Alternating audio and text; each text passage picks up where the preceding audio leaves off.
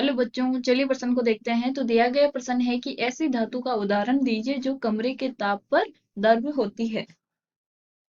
तो हमें क्या बतानी है, एक ऐसी धातु का नाम बताना है जो कमरे के ताप पर क्या होती है, द्रव अवस्था में होती है। तो सबसे पहले हम क्या लिखेंगे, मुख्य अवधारणा। मुख्य अवधारणा, तो वो क्या हो जाएगी, धातुओं के गुणधर्म। धातुओं के भौतिक गुणधर्म। तो अब हमें पता होना चाहिए कि जो हमारी धातुएं हैं उनके क्या क्या गुणधर्म है, उनके क्या गलनांक है, क्या क्वथनांक है, उसका क्या वो तन्यता है या नहीं है, वो कौन कौन सा गुण रखती है। तो चलिए हम देखते हैं। तो हमें पूछा गया है कि एक ऐसी धातु जो कमरे के ताप पे द्रव, वो कौन सी होती है। कमरे के ताप पे हमारी जो मरकरी होती है वो द्रव अवस्था में पाई जाती है। तो कमरे के ताप पर, के ताप पर मरकरी द्रव अवस्था में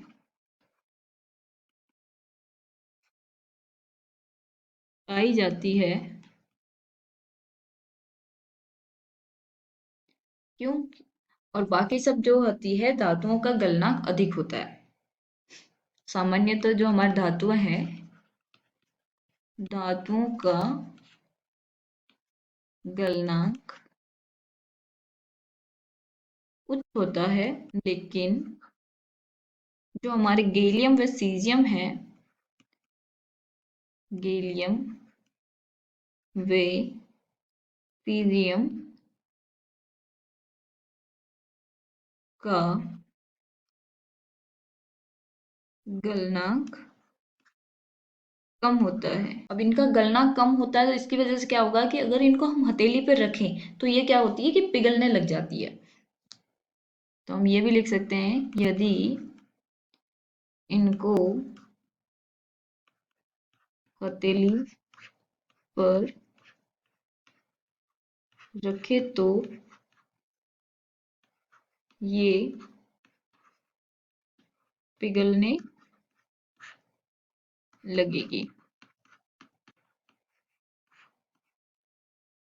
ठीक है, तो हमें क्वेश्चन में यही पूछा गया था कि ऐसी धातु जो कमरे के ताप पर द्रव है वो हमारी मरकरी है। तो आशा करती हूँ आपको समझ में आया होगा। धन्यवाद।